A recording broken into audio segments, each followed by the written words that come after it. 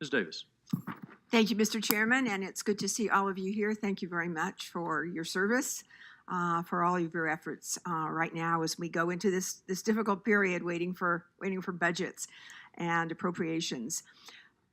And I want to applaud you on many of the points you've already made, but I wanted to talk to you about one that I think is dear, at least to, I know, Secretary Wilson's heart, as well as a number of us here.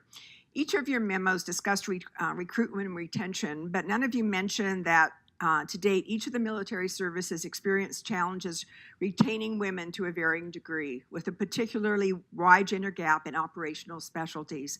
More women than men, as we know, leave the military at various career points. So concerns persist that this attrition will result in a disproportionate impact to mission readiness if left unresolved.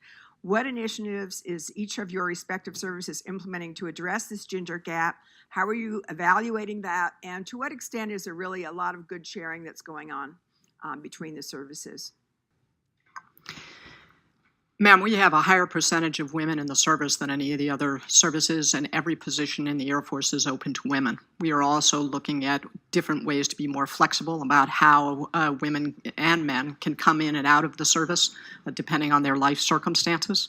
I would also echo my colleague's comment. I think this year we are expecting a higher percentage of women entrants into the this service academy class than any in history. And I would also say that we're, I think, trying to change a little bit the way we talk and think about who the protectors are in this country.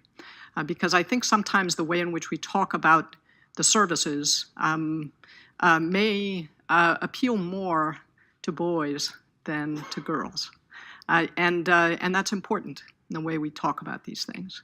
And if I asked everyone in this room to think, just close your eyes for a second and think about the most protective person you know in your life, someone who would do anything to keep you safe.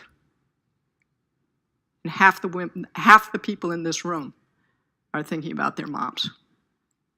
We are the protectors. That's what the military does. We serve to protect the rest of you. And that's a very natural place for a woman to be. Comment, gentlelady's expired. Mr.